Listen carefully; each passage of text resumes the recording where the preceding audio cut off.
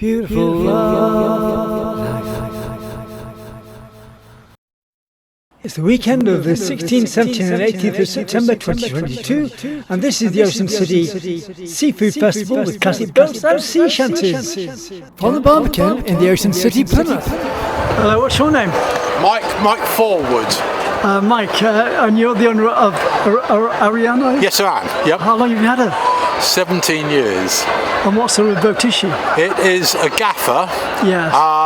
And the hull design is based on an 1890s design, boats they used to use in Falmouth called Falmouth Quay punts. Yes. And they used to take out the stores to the big sailing ships whilst they were waiting for orders in Falmouth Bay. This is a replica. There's only about 8 of the original ones left. There's about 20 of these replicas. Yes. How did you acquire her? I bought it in the Solent. Yes. There are 1 or 2 in this area, but they're pretty well spread out around the country, basically. So it's a typical working boat design, and the initial early boats would not have had a cabin roof on them. They would have been completely open. Yes. Have you always had gaffers? I've had 2 gaffers in my working life. The first one was a Morecambe Bay prawner, yes, which was the design that was used up in Morecambe Bay for fishing, yeah, for sprats and small stuff like that, which they were used to send to the London market. Yeah. That was a very attractive boat. It's a bit bigger than this, a bit longer. But it was 100 years old and it took a lot of maintenance. Yeah. So what sort of state was this boat in when you bought it? Pretty good. You have to work hard on any boat like this to keep it up to scratch. Yes. You can't it's not like a plastic boat where you can walk away and to come back and hose it down, yeah, and everything should be okay. You've got to keep on top of these boats because the decks are wooden. The coach house roof is wooden, even though the hull is pretty indestructible. Yes. And the hull is the hull wooden as well? No, the hull is GRP. Oh right, okay. Which is what most of them are. Right, okay. So these 2 are Sterner.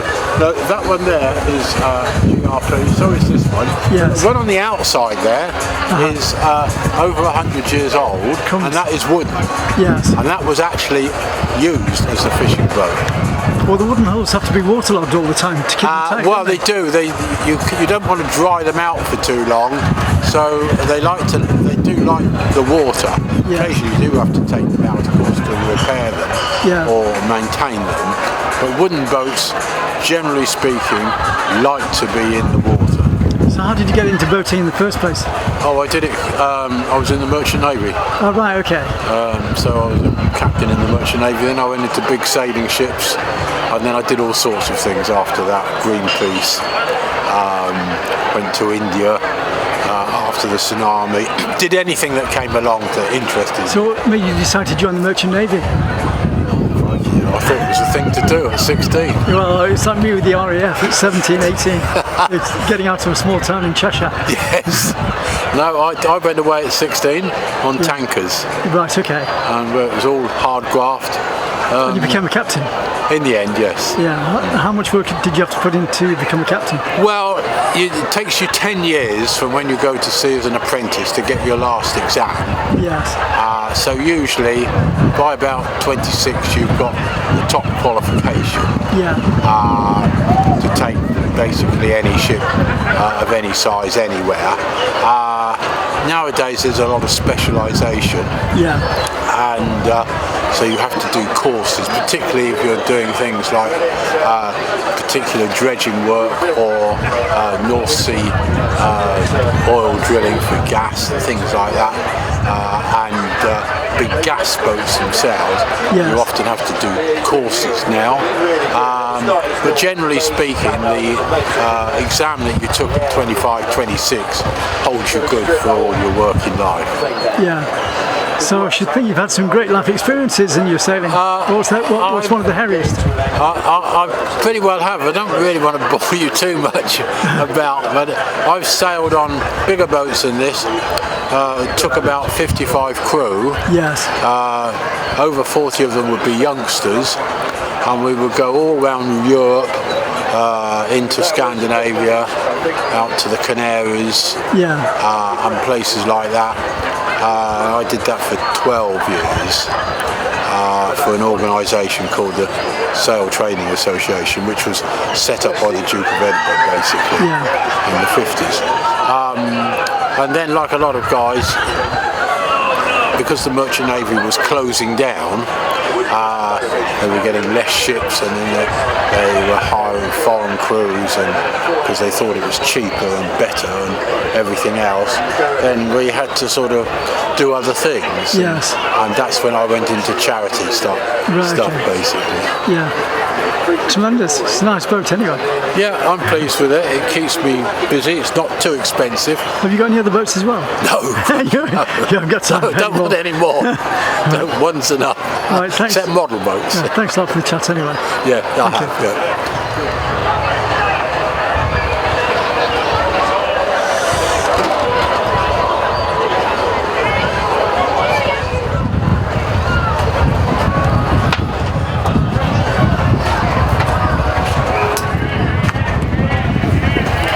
Right, see you later.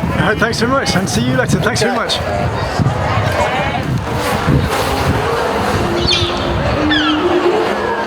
This is the liner back. It was here last year. What's the story of the liner? The liner, she's a Tamar barge built at Calstock. Yes. By James Goss. Yeah. In 1896. Right. Yeah. And so she was built at the time of the trains coming in. Yeah. So it was at a time when the barges were going. So she's sort of like the top of the range of as a Tamar barge, if you like. Yes. And she worked mostly for Puldrisic. Yeah. I think there were several companies we found owned her in her working life. So it was mostly the stone trade, sort of taking stone from a quarry and transporting it to wherever, maybe into here. Yeah, so it's a hard-working ship originally. Yes, I think they all were. They didn't move without a cargo. Yeah. So if you came, and coming into Plymouth, I think that traditionally they would bring a cargo where, if it could have been the stone or whatever, but then they would take, very often it would be them clean up the streets. There would be piles of street rubbish, manure and all sorts that they would then use. The barges would take that away to put on the fields. How old is she? Sorry? How old is she? That's 126, I think. Yeah, a bit older than me. Yeah, so slightly older than me. So how did you acquire her? Well, we didn't. We sort of.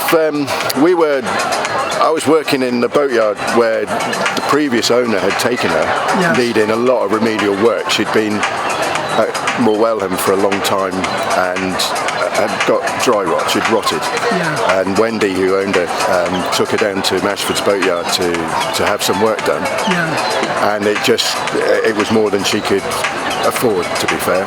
And so she sort of got half of it done, or the yard got half of it done, and I did know her slightly then. We sort of would talk to her, so we knew of the boat and were thinking about sort of trying to imagine what it would be as a commercial vessel in the river. But it's being commercial in the river, doing passengers was a whole new ball game. Yeah. I'm sort of used to doing offshore. And it has to have different standards as well, doesn't it? We're under the harbour, so we've got a harbour licence. Oh, right, okay. Which is not, to be fair, it's not nearly as rigorous as an offshore licence. Yeah. So an MCA coding would require a lot more. A lot more. Well, it's equipment mostly, so life rafts and stuff like that, and so we don't need that, and we stay within the breakwater. So it's sort of north of the breakwater, pretty much, is our operational area. So that's the Liner River and the Tamar. So do you hire yourself out, or how do you fund it? We're a community interest company, social enterprise. So we do reach out and do work for groups that will benefit, if you like. So disadvantaged or minority type groups of people, we'll reach out to them. Yes. And we've done quite a lot of work with Scouts this year, and that's done at a cost that they can afford. They will fundraise, and we'll sort of do it for them anyway. Yeah. But we're also, as a commercial venture as well, so people can just book the boat for a day or a weekend and stuff like that. So that's sort of the other side of it, really. Yeah. So, whereabouts in the Tamar are you based? We're based at Millbrook. Yeah, so I know. At Cremel. Well, Cremel is our workshop base, if you like. Entertaining evenings in Millbrook. I used to know a band there. Okay. Yeah, there's a lot of bands there. There's a lot of entertaining. Some really good talent comes out of there. Yes, yeah, there is. There's amazing projects going on there, to be honest, when you poke around. Yeah. So we've got our own mooring there. So Lina's got a mooring that we paid for, and that's a saving, because if she's not working, I'm not having to pay for a mooring. That's really good. And also we've got a base now up the river at Coteal with the National Trust. So we're working alongside National Trust as more and more, to be honest. Because they have Shamrock, which is the other barge, if you like, and she's not operational. She's a sort of static venue, if you like, a static exhibit. Yeah. So she doesn't work, whereas Lina is operational, and we're really proud of that. How many crew do you need? Good question. If I'm driving the boat, I like to have 4 other people who know what they're doing. Yes. If I can. If you haven't, you can go for less, but it starts to get a bit marginal sometimes with. I can't steer the boat and keep people out of the way of stuff, you do. It's the health and safety. So if you've got a crowd of people on who are not used to it, you do a certain amount of training beforehand just to get the idea of the load on a rope if you're going around a pin with it or something like this. Getting to know the feel of things. Yeah, exactly. But you can't rely on just a 10-minute chat and to keep them safe. So there's protocols as well. So if we're hoisting the sail, I keep people right out of the way. They go to the front if they're not actually involved with the hoisting. Yeah, it's safer that way as well. Well, it's just if you drop the peak, if you drop the throat halyard, that's okay, because it will just stay on the mast. It'll be horrible, but it won't hurt anybody. It might break something. But if you drop the peak and the back end of the gaff comes down, then of course that'll kill you if it hits you. You know what I mean? Hit by one on a small boat, several times. Yeah. No, that doesn't bear thinking about, to be fair. Yeah. So how many boats have you had? How many boats? Yeah. Well, how did you get into boating? This is probably a better question.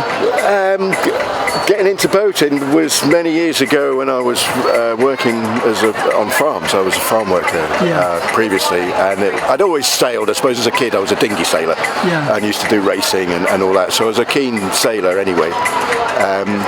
And I just had it in mind to see if it was possible to get a career out of sailing when I was in my late 20s, I think, in my early 30s. I'd had a few offshore experiences, and I was lucky enough to get taken on. There was a big organisation that's not around at the moment called the Ocean Youth Club, and they used to do training, and they would take 6 people a year to do a skippership training, and I did that, which was just fantastic. I was just a brilliant learning curve. It was something I should have done 20 years before then, do you know what I mean? I realised, here, this is my place. And since then I've worked as a skipper, as a sail training skipper, as an instructor, yachtmaster instructor and things like that. So all sort of RYA kind of small plastic boats, if you like, or modern boats. But the old boats I really take to the gaff rig, the traditional rig. There's something that really talks to me, talks to people, and if you're dealing with a group of folks that are marginalised, they could be people from bail hostels, they could be people from refugee, any kind of group, and you put them on a gaff rig boat. I think because of the nature of the machinery, it's all kind of evident. Do you know what I mean? It's not hidden. There's no in-mast furling. There's none of that. It's all very evident. And I think that, and the material. I think the substance, the material, is something that's very warm. If you're living within a wooden shell, it feels very comfy and warm compared to other materials, if you like. Well, I was full-time mountain rescue for 5 years, and there were times I felt very vulnerable in the landscape during those years with the winds and the conditions, and you're extremely vulnerable at sea at times, aren't you? Because you've got to be totally switched on in the way you think. Of course you have, yeah. But I mean, there's several things there. I mean, you've also got freedom. You've got space around you, which we don't get online because we're always in close quarters. Yes. So you don't get that moment of being able to just let folks sail and learn how to steer and make mistakes and stuff. You don't really get that. And the danger of being offshore I think a lot of it is perceived, and I think certainly with sail training that was something that you could make use of. That people who hadn't been to sea before would feel it much more vulnerable than folks that are used to it. They understand that the boat is safe, it's not going to tip over, it might be bouncing around and quite wet, and you've got used to it, you're not feeling sick or anything. So folks who are new to it, they will feel frightened maybe or feel exposed. But if you're dealing with if you're doing youth work, that's something that you can really manipulate. You can really make use of that and make people feel in danger. And that's when teamwork and that sort of building of confidence comes out. The feeling that they've got afterwards. Well, that's the problem I have, because I'm ex-mountain rescue. I always have difficulty outside that circle to find people at the level that I'm at to be working as a team, because I expect a lot of myself. Yes. And a lot of people don't come up to my expectations, so I find it very difficult to get on with some people in some areas, especially in Plymouth. No offence to Plymouth, because I expect too much of myself. And I don't know where I'm going with this one. But you expect people to be, I suppose that thinking about liner, I guess there's not many people. I think I've got 2 folks who would be able to drive the boat. Yes. In our competently, because the way she handles, because she's so shallow, that there's not predictable corners. And she's sliding around a lot. So you're constantly kind of trying to be aware of where you are heading. Do you know what I mean? It's that saying about boats never go where they're pointing, and liner never does that. And she could be going 45 degrees off your heading quite easily, and you can trim the sails to go on the wind, and her course over the ground doesn't change. She just changes her aspect. You see what I mean? So you she goes where she wants to go. Well, pretty much. I mean, we do play with the rig, and she can be very quickly over canvassed because she's supposed to have 50 tons of. She's supposed to be twice as heavy as she is, if you see what I mean. I'm pressed into the water to give her the grip. So we skate around quite a bit. Going from, and of course then downwind, she's just gone. You instantly up to double figures in your boat speed. Having been, and it might take you 4 hours to get from Barn Pool round the island and up to the breakwater. Doing broad tacks, and sort of 15 minutes to get back again. She's just off. There's no grip in the water, and so no resistance. So that's quite scary. So again, those are the sort of moments when you really got to have people who, if I say I need the sail down, or I need to scandalise it, or do something like that, and it has to, and anchoring, those sorts of things. I need someone who knows how to do that and will make sure that it's not fouled around the bobstay and things like that, and it will just go when we want it. Because, well, if you go into an anchorage and then you're going to swing around, you sort of pick your spot as you come in, and you need to get onto that spot. You know what I mean? And if if the anchor's not gone down, then we need to come out.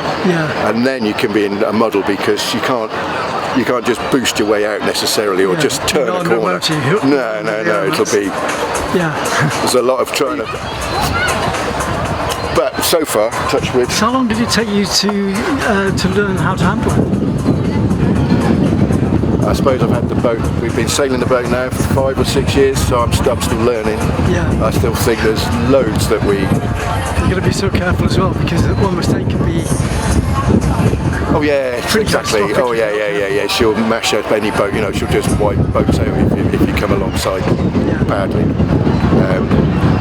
So you do have to be super careful and thinking forwards. I think maybe that's the lesson I've learned from her, is how... It reminds me of I used to be a heavy goods driver as well, and the small cars around you would never allow for the speed of the vehicle that I was in, and the braking Well, the distance. momentum that you're carrying, So- you've got so much more weight. Absolutely, with something like this. So it's the same with the boat as well. Yeah. When you're carrying a weight, it takes a lot longer to slow down. Yeah, yeah, yeah, yeah, Smaller yeah. boats don't understand that. And then that's partly that's what you learn is the way of the boat, just how much weight she'll carry.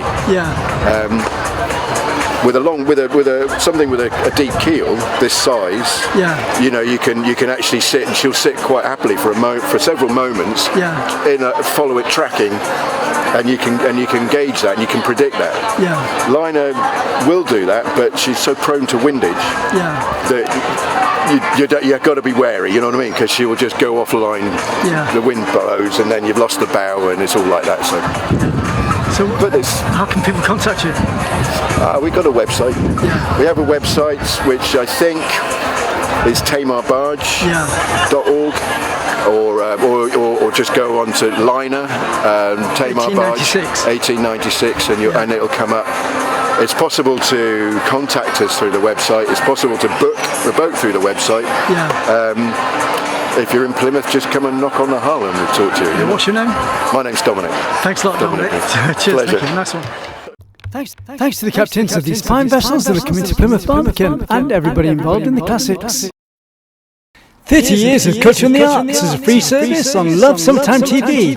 Don't forget to friendly share my videos, subscribe to my channel and support me through PayPal at tcsphoto1@gmail.com. Thanks for watching the video.